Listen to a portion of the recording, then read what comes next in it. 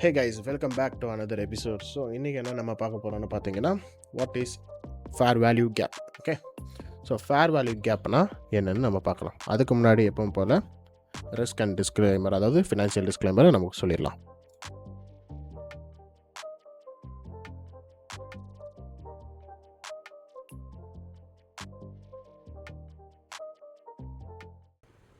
Okay, fair value gap அதாவது ஒரு market வந்து ஒரு கேண்டில் கிரியேட் ஆகும், ரைட்?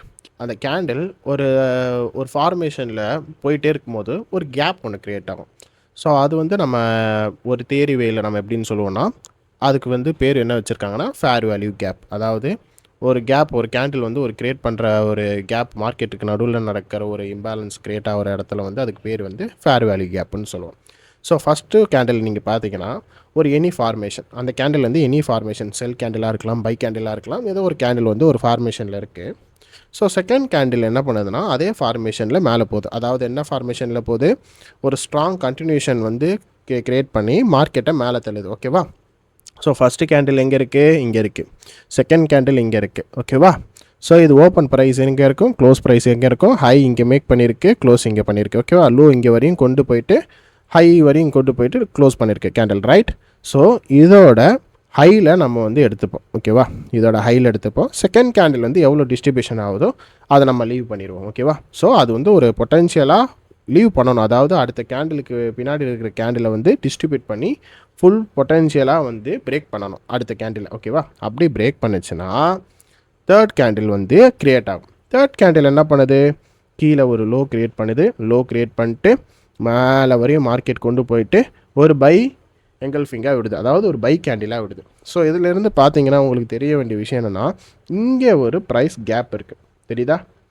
இங்கே என்ன இருக்குது, ப்ரைஸ் கேப் இருக்குது. ஏன்னா பாயிண்ட் இங்கே ஆரம்பித்து இங்கே முடிச்சுட்டு தொடர்ந்து இங்கே ஆரம்பித்து இங்கே முடிஞ்சிருக்கு. ஸோ அப்போ இந்த இடையில வந்து ப்ரைஸ் வந்து இங்கே வந்து நிற்காமல் போயிருக்கு, கரெக்டாக? ஏன்னா ப்ரைஸ் இங்கேருந்து வந்து ட்ராவல் ஆகி இங்கே வரையும் வந்துட்டு திருப்பி இங்கே வரையும் போயிட்டு இங்கே க்ளோஸ் பண்ணியிருக்கு. இந்த சேம் திங், ப்ரைஸ் இங்கே ஓப்பன் ஆகி கீழே வந்து இங்கே வரையும் போயிட்டு இங்கே க்ளோஸ் ஆகிருக்கு. இந்த சேம் திங் இங்கே நடந்ததுனால ப்ரைஸ் இந்த இடத்துல வந்து ஒரு கேப் ஃபில் பண்ணியிருக்கு.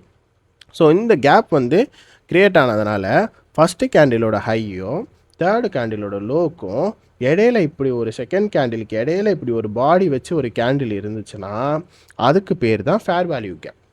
புரிஞ்சுதா? ஃபஸ்ட்டு கேண்டிலோட ஹை, தேர்டு கேண்டிலோட லோவை எடுத்துப்போம்.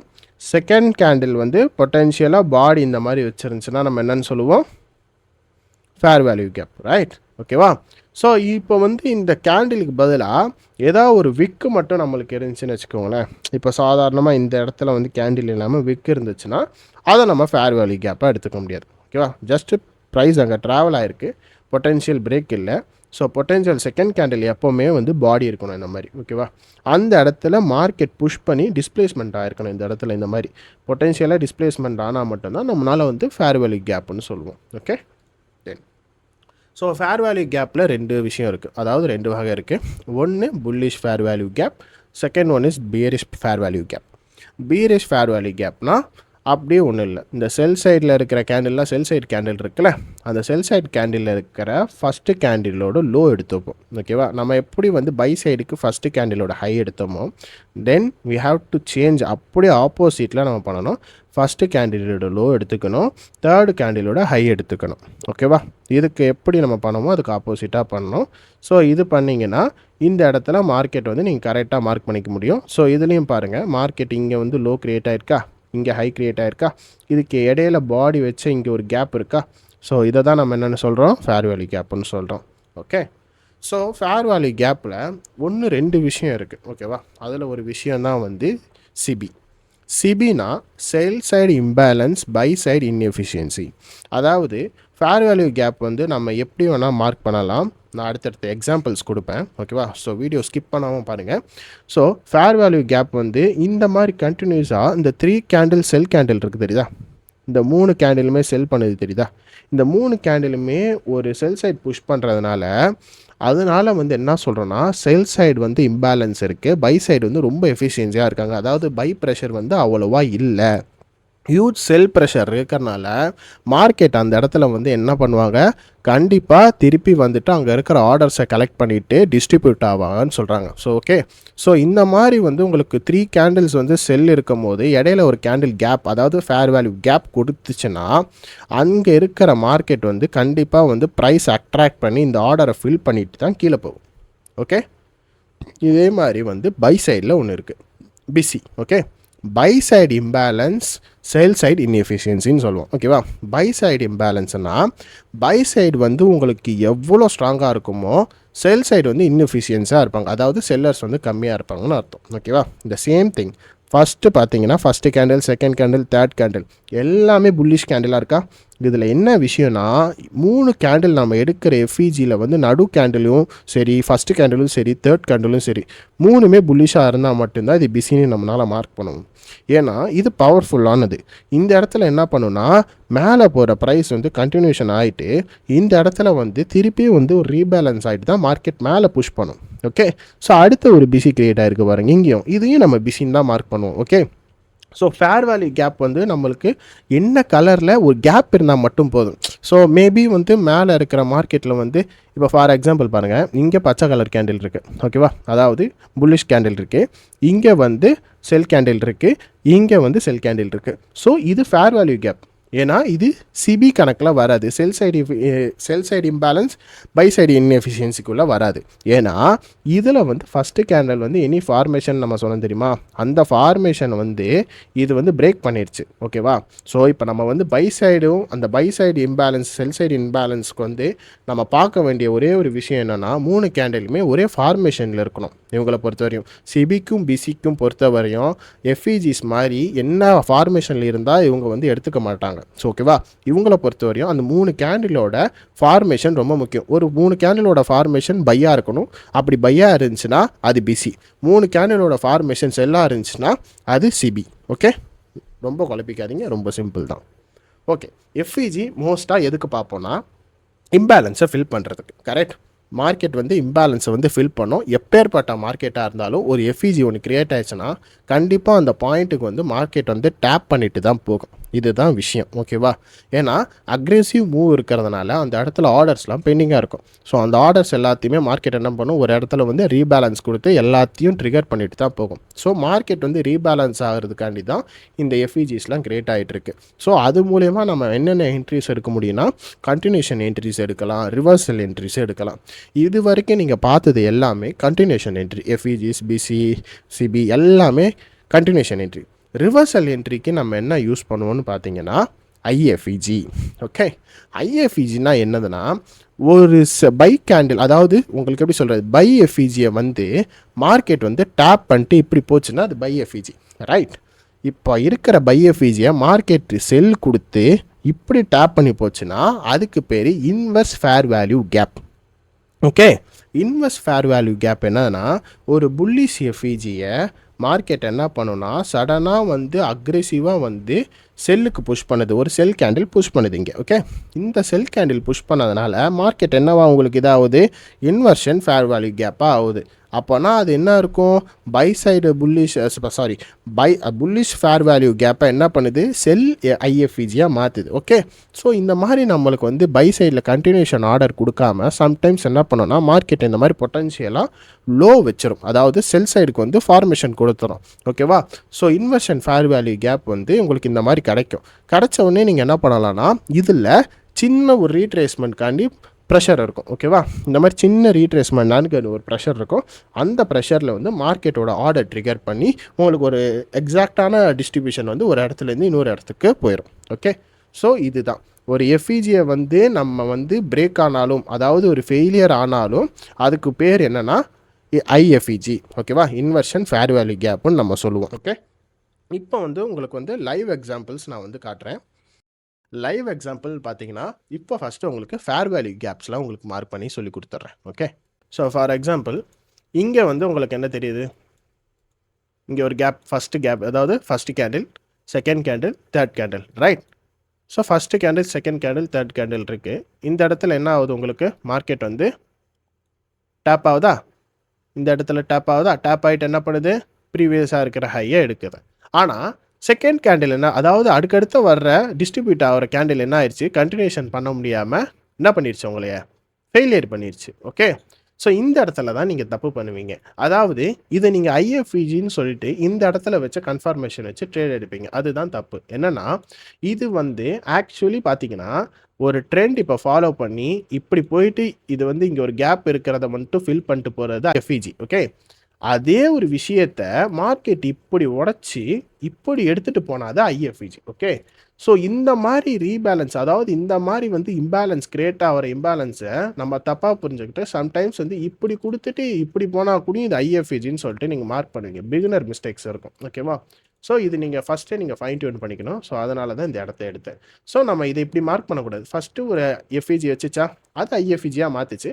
மார்க்கெட் அதனால் புஷ் பண்ண முடியல. ஸோ மார்க்கெட் என்ன பண்ணுச்சு, திருப்பி ஃபெயிலியர் ஆக்கிருச்சு. ஓகே, ஸோ ஃபெயிலியர் ஆனதுனால என்ன ஆயிடுச்சு, நம்ம திருப்பி என்ன பண்ணுறோம், ப்ரீவியஸாக இருக்கிற எஃப்இஜிஸாக நம்ம மார்க் பண்ணுறோம். கரெக்ட், ப்ரீவியஸாக இருக்கிற எஃப்இஜிஸ் மார்க் பண்ணுறோம். மார்க்கெட் என்ன பண்ணுது, அழகாக ஃபஸ்ட்டு இங்கே பிரேக் ஆகுது. பிரேக் ஆனவுடனே இங்கே டேப் ஆகுது. டேப் ஆனவுடனே என்ன ஆகுது, மார்க்கெட்டு மேலே புஷ் பண்ணுது. பட் இங்கே இருக்கிற எஃப்இஜிஸ் வந்து நம்ம ரேண்டமாக மார்க் பண்ணலாமான்னு கேட்டிங்கன்னா அதுதான் இல்லை. ஓகேப்பா, எஃப்இஜிஸ்னு ஒரு டைம் இருக்குது. அதே மாதிரி அதுக்கேற்ற மாதிரி லிக்விடிட்டி ஸ்வீப் ஆனதுக்கப்புறம் தான் எடுக்கிற மாதிரி இருக்கும். ஓகேவா, பர்டிகுலர் ஜோன்ஸ் மட்டும், பர்டிகுலர் டைம் மட்டும். ஓகேவா, இது நான் அப்கமிங் வீடியோவில் நான் ஒன்று ஒன்றா சொல்லுவேன். ஸோ ஜஸ்ட்டு நீங்கள் ரஷ் பண்ணாமல் ஜஸ்ட்டு மார்க்கிங்கில் ஃபோக்கஸ் பண்ண பாருங்கள். ஓகே, ஸோ இப்போ அதே மாதிரி நம்ம வந்து இப்போ பிசி மார்க் பண்ணுவோம், சாரி சிபி மார்க் பண்ணலாம். சிபி பார்த்தீங்கன்னா 3 கேண்டில் ஃபார்மேஷனில் ஒரு சிபி கொடுத்துருக்கு. ஸோ இந்த இடத்துல நீங்கள் என்ன பண்ணுறீங்கன்னா செல் சைடுக்கு பார்த்து நீங்கள் இப்போ எடுக்கிறீங்க. கரெக்ட், என்ன பண்ணுறீங்க, செல் சைடுக்கு பார்த்து எடுக்கிறீங்க. பட் மார்க்கெட் அன்ஃபார்ச்சுனேட்லியாக என்ன ஆயிடுச்சு, பைக்கு போயிடுச்சு. ஸோ எதனாலன்னு பார்த்தீங்கன்னா உங்களோட கேப் வந்து எந்த அளவுக்கு பொட்டென்ஷியலாக இருக்குன்னு பார்க்கணும். ஸோ பார்த்தீங்கன்னா இதோட வால்யூம் வந்து ரொம்ப அதிகம். கரெக்ட், ஸோ செல் சைடோட வால்யூம் அதிகமாக இருந்ததுனால இதை வந்து நீங்கள் ஐஎஃப்இஜியாக கணக்கெடுத்து தான் பண்ணணும். ஏன்னா எஃப்இஜினா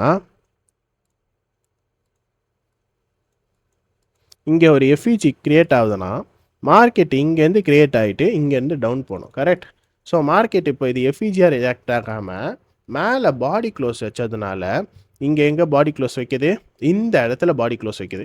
பாடி க்ளோஸ் வச்சதுனால ஒரு சின்ன ரீட்ரேஸ்மெண்ட் கொடுத்து ப்ரைஸ் வந்து மேலே ஹையர் புஷ் பண்ணுது. திருப்பி கீழே வருது, ப்ரைஸ் திருப்பி என்ன பண்ணுது, மேலே புஷ் பண்ணுது. ஸோ பொட்டென்ஷியலாக நீங்கள் வந்து ஒரு விஷயத்தை நீங்கள் தெரிஞ்சுக்க வேண்டிய ஒரு விஷயம் என்னென்னா மோஸ்ட்டாக எஃப்இஜியை விட ஐஎஃப்இஜிக்கு தான் பவர். ஏன்னா ரிவர்சல் பாயிண்ட் தான் ரொம்ப பவராக இருக்கும். ஸோ நீங்கள் வந்து கண்டினியூஷன் ட்ரேட் எதாவது எடுக்கிறீங்கன்னா மட்டும்தான் நீங்கள் எஃப்இஜி பார்க்கணும். ஆஃப்டர் த ஸ்வீப்புக்கு அப்புறம் நடக்கிற எல்லா எஃப்இஜியுமே ஐஎஃப்இஜியாக வச்சிருச்சுன்னு வச்சுக்கோங்களேன். அது பொட்டென்ஷியலாக அந்த இடத்துலேருந்து என்ன ஆகும், ரிவர்ஸ் ஆயிரும். மார்க்கெட் என்ன பண்ணிடும், ரிவர்ஸ் பண்ணிடும். ஸோ இங்கே பார்த்தீங்கன்னா அதுக்கு ரீசன் இவன் தான். இவன் செல் சைடு எஃப்இஜியாக இருந்தான். கரெக்டாக, செல் சைடு எஃப்இஜியாக இருந்தவன் மேலே இங்கே பாடி க்ளோஸ் வச்சோடனே ஐஎஃப்இஜியாக மாறிட்டான். பை சைடுக்கு ஐஎஃப்இஜியாக மாறினவன் ப்ரைஸை இங்கே வரையும் புஷ் பண்ணி திருப்பி கீழே வந்தான். ஆனால் பொட்டென்ஷியலாக ப்ரைஸ் என்ன பண்ண முடியல, இதுக்கு கீழே க்ளோஸ் வைக்க முடியாது. ஸோ சப்போஸ் பாடி க்ளோஸ் இதுக்கு கீழே வச்சிருந்துச்சுன்னா இங்கே இருக்கிற ஐஎஃப்இஜி வந்து ஃபெயிலியர் ஆகிருக்கும். ஸோ அப்படி வைக்க முடியாதனால மார்க்கெட் என்ன பண்ணியிருக்கு, ப்ரைஸ் பேலன்ஸ் பண்ணி ஒரு கட்டத்துக்கு மேலே பின்னாடி இருக்கிற சிபியும் உடச்சிட்டு போயிடுச்சு. ஸோ இதுதான் ரீசன். ஸோ நம்ம ஒரு இடத்துல இருந்து ரிவர்சல் பார்க்குறோன்னு வச்சுக்கோங்களேன், அதுக்கு நம்ம கண்டினியூஷன் பார்க்கக்கூடாது. அதாவது எப்படின்னா அதுக்கு ஆப்போசிட்டான டைரக்ஷனுக்கு வந்து நம்ம பார்க்கக்கூடாது. ஸோ இவ்வளோ பெரிய ஐஎஃப்இஜி இருக்கும்போது மேலே இருக்கிற எஃப்இஜியை வந்து அட்டாக் பண்ணுறதுக்கு, அதாவது டெஸ்ட்ராய் பண்ணுறதுக்கு ஒரு செகண்ட் கூடயும் யோசிக்காது. ஓகேவா, ஸோ அதுக்கேற்ற மாதிரி மார்க்கெட் என்ன பண்ணிடும், ஐஎஃப்இஜி வச்சுட்டு மேலே போயிடும். ஓகே, ஸோ நீங்கள் அப்படி ஒரு எஃப்இஜி செட்டப்ஸ் வந்து நீங்கள் எப்படி பார்க்கணுன்னா ஆஃப்டர் த திங், அதாவது இந்த திங் முடிஞ்ச உடனே உங்களுக்கு எஃப்இஜி செட்டப் எப்படி வரும்னா பை கேண்டில் எங்கே உங்களுக்கு வந்து ரொம்ப புல்லிஷாக இருக்கோ அந்த இடத்துல தான் பார்க்கணும். இமிடியேட் புல்லிஷாக இருக்கணும். ஓகேவா, ஃபார் எக்ஸாம்பிள் இந்த இடத்துல டேப் ஆகுது, இந்த இடத்துல டேப் ஆன உடனே நீங்கள் வந்து இங்கே வந்து மைனூட்டாக இருக்குது. ஓகேவா, இது உங்களால் வந்து அந்த அளவுக்கு ப்ரைஸ் வந்து இம்பேலன்ஸாக எடுக்க முடியாது, அதாவது ஃபேர் வேல்யூ கேப்பாக எடுக்க முடியாது. ஸோ இங்கே பாருங்களேன், இந்த இடத்துல வந்து ப்ரைஸ் இமிடியேட்டாக ரியாக்ட் ஆகுது. ரியாக்ட் ஆன அடுத்த செகண்ட் ஒரு புல்லிஷ் கேண்டில் வருது. ஸோ இந்த இடத்துல நீங்கள் ஃபேர் வேல்யூ கேப் பார்க்குறீங்க, கீழே ஐஎஃப்இஜி பார்க்குறீங்க. ஸோ ஐஎஃப்இஜி ப்ளஸ் கண்டினியூஷனுக்கு ஃபேர் வேல்யூ கேப், அதாவது இந்த ட்ரெண்டை கண்டினியூ பண்ணுறதுக்கு ஃபேர் வேல்யூ கேப் வந்து உதவியாக இருக்குது. ஸோ புல்லிஷ்க்கு வந்து நான் வந்து என்ன பண்ணுறேன், என்ன கலர் போடுறேன், ப்ளூ கலர் போடுறேன். ஸோ இது ஐஎஃப்இஜி வந்து இப்போ புல்லிஷில் இருக்கனால இதுக்கும் நான் வந்து ப்ளூ கலரில் செட்டப் பண்ணிக்கிறேன். ஸோ உங்களுக்கு இப்போ எத்தனை கன்ஃபர்மேஷன் கிடச்சிருக்கு? மேலே இந்த சைடில் உங்களுக்கு டெரிட்டரி என்னவா இருக்குது? செல் சைடுக்கு ஃபேர் வேல்யூ கேப் இருக்குது. இந்த ஃபேர் வேல்யூ கேப்பை மார்க்கெட் டேப் பண்ணி கீழே இருக்கிற இந்த கேண்டில் கிட்ட வருது. பட் இந்த கேண்டிலில் இருக்கிற என்ன விஷயம்னா, இங்கேயும் நீங்கள் ட்ரெண்ட் ஐடென்டிஃபை பண்ணலாம். எப்படின்னா, இந்த செல் சைடில் இருக்கிற அதாவது செல் சைடில் இருக்கிற எஃப்இஜி வந்து சப்போஸ் இந்த ரீசெண்டாக கிரியேட் ஆன அதாவது ஐஎஃப்இஜி ஆக்கிருச்சுன்னா, have to go sell.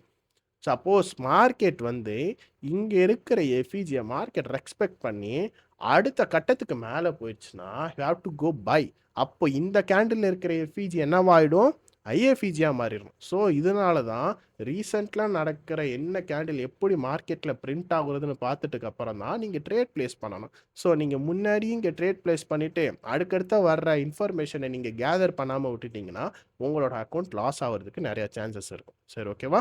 So இப்போ நம்ம வந்து ஸ்மார்ட்டாக ட்ரேட் பண்ணுறதுக்கு என்ன பண்ணோம்? பேக் டெஸ்டிங்கில் ஃபஸ்ட்டு ஐஎஃப்இஜிஸ் எங்கே இருக்குதுன்னு பார்க்குறோம். சரி, ஓகே. ட்ரெண்டு வந்து இப்போ செல் சைடுக்கு போன ட்ரெண்ட் வந்து பை சைடுக்கு போயிட்டுருக்கு. பை சைடில் போகிற ட்ரெண்டுக்கு வந்து நம்ம என்ன பார்க்கணும்? எஃப்இஜிஸ் பார்க்கணும். கரெக்டாக கண்டினியூஷன் ட்ரெண்டு. எஃப்இஜிஸ் என்ன பண்ணுது? பை சைடு எஃப்இஜி கரெக்டாக வைக்குது.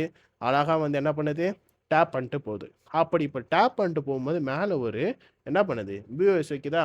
இந்த பிஓஎஸ் என்ன என்ன கன்ஃபர்மேஷன் கொடுக்குது உங்களுக்கு? ட்ரெண்டை கண்டினியூ பண்ண போகுதுன்னு அர்த்தம். ஸோ கண்டினியூ பண்ண போகிற ட்ரெண்டு கிட்ட போயிட்டு நம்ம செல் எதிர்பார்க்க முடியுமா?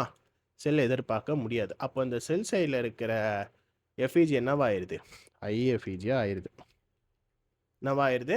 ஐஎஃப்இஜியாக ஆயிடுது. இதுலேருந்து என்ன புரிகிறது? கண்ணா பின்னான்னு ட்ரேட் எடுக்கக்கூடாதுன்னு சொல்கிறேன். ஓகேவா? நீ எஃப்இஜி வந்து பார்த்தேன் ப்ரோ, எனக்கு ட்ரேடில் எஸ்எல்லாம் உந்துட்டுருக்கு, இது எங்கே எனக்கு ப்ராப்பராக பார்க்க தெரிலன்னு சொல்கிறீங்களே. ஸோ இந்த மாதிரி நீங்கள் ஸ்டேட்மெண்ட் மார்க் பண்ண மட்டும்தான் உங்களால் வந்து என்ன பண்ண முடியும்? கிளாரிட்டியான ஒரு வேவ் வந்து கண்டுபிடிக்க முடியும். ஸோ வாங்க இங்கேயும் நம்ம தெளிவாக பார்க்கலாம். ஸோ உங்களுக்கு வேறு ட்ரெண்ட் எடுக்கிறேன். இப்போ நான் டோட்டலி வந்து வேறு ட்ரெண்ட் எடுத்துக்கிறேன். ஸோ இந்த இடத்துல வந்து மார்க்கெட் வந்து என்ன பண்ணுது? ஒரு லோ கிரியேட் பண்ணுது, திருப்பி ஒரு ஹை போகுது, ஒரு லோ கிரியேட் பண்ணுது. ஸோ ஆனால் கீழே இருக்கிற லோவை எடுக்க முடியல. கரெக்டாக ஒரு லோவர் லோ வைக்க முடியல. மார்க்கெட் என்ன பண்ணுது? இங்கேயே வந்து உங்களுக்கு சஸ்டெயின் பண்ணி மேலே தான் போகுது. ஓகே, இந்த சஸ்டெயின் பண்ணி மேலே போகிற இடத்துல உங்களுக்கு ஃபேர் வேல்யூ கேப் ஏதாவது தெரியுதான்னு பாருங்களேன்.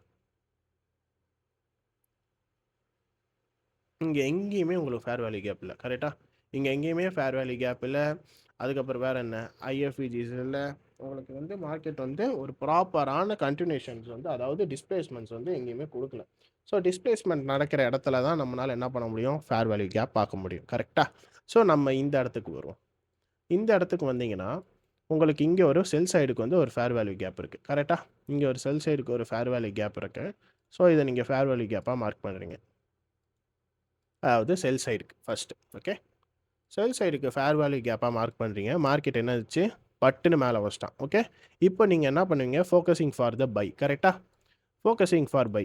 ஸோ ஃபோக்கஸிங் ஃபார் பைக்கு பார்க்கும்போது என்ன ஆகுதுன்னா மார்க்கெட் வந்து இங்கே இருக்கிற எஃப்இஜியும் டேப் ஆகுது, இங்கே இருக்கிற எல்லாமே டேப் ஆகுது. பட் என்ன பண்ணுது? மார்க்கெட் கீழே உடைக்குது.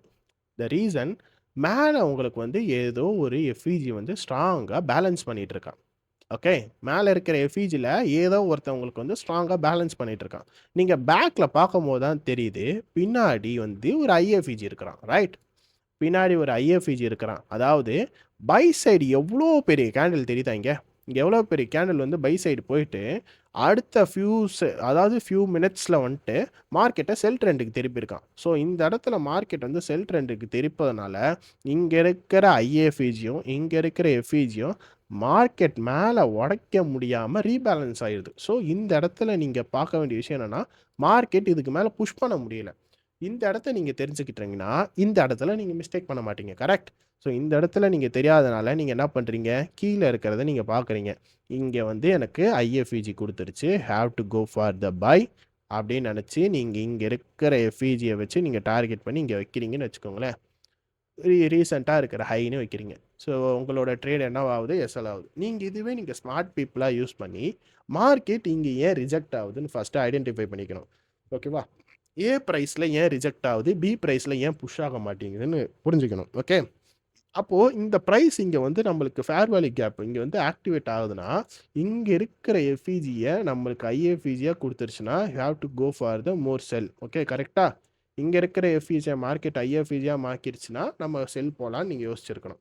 ஸோ நீங்கள் என்ன பண்ணிட்டீங்க, இங்கே இருக்கிற ஃபேர் வேல்யூ கேப் இங்கே இருந்ததுனால பொட்டென்ஷியலாக மார்க்கெட் வந்து பிளாக்கை வந்து ஐஎஃப்இஜியும் தாண்டி திருப்பி உடைச்சதுனால இது என்ன ஆயிடுச்சு, ஃபெயிலியர் ஆயிடுச்சு. இதை நம்ம இப்போ ரிமூவ் பண்ணிக்கலாம். ஓகே, ஃபேர் வேல்யூ கேப்பாக இருந்தவர் இவர் ஐஎஃப்இஜி ஆனதுனால நீங்கள் இந்த இடத்துல வந்து என்ன பண்ணுறீங்க, பொட்டென்ஷியலாக பிரேக் ஆனவுடனே நீங்கள் என்ன பண்ணணும், ஓகே மார்க்கெட் இங்கே இருக்கிற எக்ஸ்பெக்ட் பண்ணிடுச்சு, இங்கே இருக்கிற ஐஎஃப்இஜியை எக்ஸ்பெக்ட் பண்ணிடுச்சு. So have to confirmation 3 confirmation, FVG, IFVG and current சுச்சுவேஷனில் இருக்கிற ஐஎஃப்இஜி. ஓகே, ஸோ நீங்கள் ட்ரேட் எடுக்கிறீங்கன்னு வச்சுக்கோங்களேன், இந்த பாட்டமில் வச்சு எஃப்இஜியோட கேண்டிலுக்கு மேலே நீங்கள் எஸ்எல் வைக்கணும். எப்போவுமே எஃப்இஜி கேண்டிலோட செகண்ட் கேண்டிலோட ஹையில் வைக்கணும். ஓகேவா, சப்போஸ் இது செல் கேண்டிலாக இருந்துச்சுனாலும் அதே ஹையில் தான் வைக்கணும் செல்லுக்கு போகிறீங்கன்னா. ஓகேவா, இதுவே நீங்கள் பைக்கு போகிறீங்கன்னா இதோட லோவில் வைக்கணும், இதோட விக்கில் வைக்கிற மாதிரி இருக்கும். ஓகேவா, இப்போ நம்ம வந்து பைக்கு போகிற மாதிரி இருந்துச்சு, இந்த எஃப்இஜி பார்த்து நீங்கள் பை எடுக்கிறீங்கன்னா ஃபார் எக்ஸாம்பிள் இப்படி எடுக்கிற மாதிரி இருக்கும். ஓகே, இப்படி எடுக்கிற மாதிரி இருக்கும்.